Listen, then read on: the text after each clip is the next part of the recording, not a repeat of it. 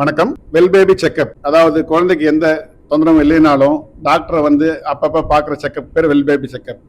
இது பொதுவாக 6 மாதத்துக்குள்ள மாதமும் 6 மாதத்துக்கு அப்புறம் ஒரு 2 மாதத்துக்கு ஒரு தடையாச்சும் பண்ணுறது நல்லது.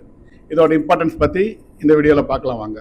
ஒரு குழந்தை ப்ரீ டேர்மாக பிறக்கிறாங்க, அதனால என்ஐசியூவில் 1 மாதம் இருந்திருக்காங்க. என்ஐசியூவில் ட்ரீட்மெண்ட்டோட சேர்த்து தாய்ப்பால் மட்டும், அதாவது எக்ஸ்பிரஸ் மில்க் அம்மா கிட்டேருந்து எடுத்து கப்லையோ பாலாடையிலையோ ஸ்பூன்லையோ ஊட்டியிருக்காங்க. அதுக்கப்புறம் டிஸ்சார்ஜ் ஆகி வீட்டுக்கு போயிருக்காங்க. வீட்டுக்கு போயும் பொதுவாக குழந்தை என்ஐசியூலேருந்து டிஸ்சார்ஜ் ஆனாலே குழந்தை அம்மா கிட்ட நேராக பால் குடிக்கிற அளவுக்கு வளர்ந்துருக்கும். அந்த நேரத்தில் நம்ம நேராக தான் பால் கொடுக்கணும்.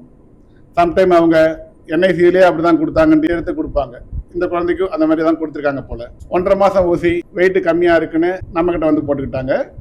அப்போ என்ன சொல்லியிருந்தேன்னா, அடுத்த ஊசி கவர்மெண்ட்டில் போட்டாலும் ஊசி போட்ட அன்னைக்கே வந்து குழந்தைங்க டாக்டரை பார்க்கணும். ஏன்னா குழந்தையோட டெவலப்மெண்ட் எப்படி இருக்குது, க்ரோத் எப்படி இருக்குது, வெயிட் எப்படி இருக்குன்னு செக் பண்ணணும் அப்படின்னு சொல்லியிருந்தோம். அடுத்த விசிட் வந்தாங்க. அதுக்கப்புறம் ஒரு 6-7 மாதத்துக்கு வரலை. ஒரு 11 மந்த்ஸ் டைமில் வந்து குழந்தைக்கு வாமிட்டிங் அதிகமாக இருக்குது டாக்டர் அப்படின்னாங்க. டீட்டெயிலாக கேட்கும் போது கொஞ்சம் பாட்டில் பால் தராங்கன்னு தெரிஞ்சிச்சு. சரி, என்ன பண்ணணும், பாலோட அளவை குறைச்சிட்டு சாலிட் ஃபுட்டோட அளவை அதிகப்படுத்துங்க, மேஷ் பண்ணி தராதிங்க, அரைச்சி தராதிங்க, செமி சாலடாக குடிக்க ஆரம்பிங்கன்னு 11 மந்த்ஸ்க்கான அட்வைஸ் கொடுத்து அனுப்பிட்டோம். அதுக்கு தேவையான மெடிசன் ஒரு 3 to 4 days கொடுத்து அனுப்பியாச்சு. அதுக்கப்புறம் 1 மந்த் கழிச்சு மறுபடியும் வாமிட் அதிகமாக இருக்குன்னு வந்தாங்க. இப்போ டீட்டெயிலாக கேட்கும் போது சொல்கிறாங்க, ஒரு 6 to 7 monthsலேயே தாய்ப்பால் நின்றுடுச்சு, நாங்கள் மாட்டுப்பால் தான் கொடுத்துட்ருக்கோம். பக்கத்து வீட்டு குழந்தை இதே மாதிரி இந்த குழந்தை கூட பிறந்த குழந்தைக்கு 3 மாதத்துலேயே ஆரம்பிச்சிட்டாங்க, அதனால் எந்த பிரச்சனையும் இல்லை அப்படின்னு சொன்னாங்க.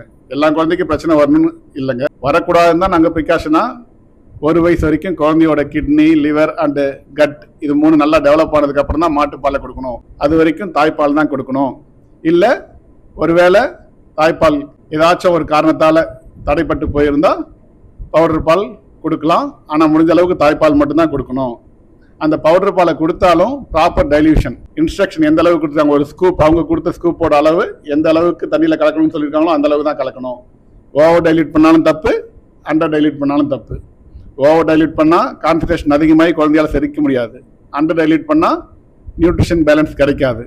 இது எல்லாத்தையும் அவாய்ட் பண்ணுறதுக்கு தான் தாய்ப்பால் மட்டும் கொடுங்கன்னு சொல்கிறோம். இப்போ மாட்டுப்பால் கொடுத்துருக்காங்கன்னு சொல்லும் போது குழந்தைக்கு அந்த ரிப்பீட்டட் வாமிட்டிங்கான காரணம் அந்த மாட்டுப்பால் ஒத்துக்காமையே இருக்கிறதுக்கான ஒரு வாய்ப்பு இருக்குது. அதுதான் கிடையாது. ஏன்னா இன்னும் குழந்தையோட கட் அந்த அளவுக்கு டெவலப் ஆகலை. இந்த குழந்தை ஆல்ரெடி ப்ரீ டேர்ம் சைல்டு. இந்த குழந்தைங்க கரெக்டாக நம்ம சொன்ன மாதிரி ஒவ்வொரு வேக்சின் விசிட்டுக்கும் செக்கப்புக்கு வந்து அப்புறம் 6 மந்த்ஸ்க்கு அப்புறம் கவர்மெண்ட்டில் வேக்சின் போட்டிருந்தாலும் வேக்சின் போட்ட அன்றைக்கி டாக்டர்கிட்ட வந்து செக்கப் வந்திருந்தாங்கன்னா அந்த க்ரோத் அண்ட் டெவலப்மெண்ட் எந்த இடத்துல தாய்ப்பால் நின்றுச்சு அதை கண்டுபிடிச்சி உடனே நம்ம கரெக்ட் பண்ணி மதரை கவுன்சிலிங் பண்ணி தாய்ப்பாலை கன்டினியூ பண்ணியிருக்கலாம். இங்கே ஒரு தப்பு என்ன நடந்துச்சுன்னா, அவங்க தாய்ப்பாலை என்ஐசியூவில் கொடுத்த மாதிரி எடுத்து தான் ஸ்பூன்லேயும் அப்புறம் கொஞ்சம் ஃபீடிங் பாட்டிலையும் கொடுக்க ஆரம்பிச்சிட்டாங்க. அதனால குழந்தைக்கு நேராக அம்மா கிட்ட பால் குடிக்கணுன்ற ஒரு எண்ணம் இல்லாமல் போயிடுச்சு. குழந்தை அம்மா கிட்ட நேராக பால் குடிக்கலைன்னா பால் வர்றது படிப்படியாக நின்று போயிடும்.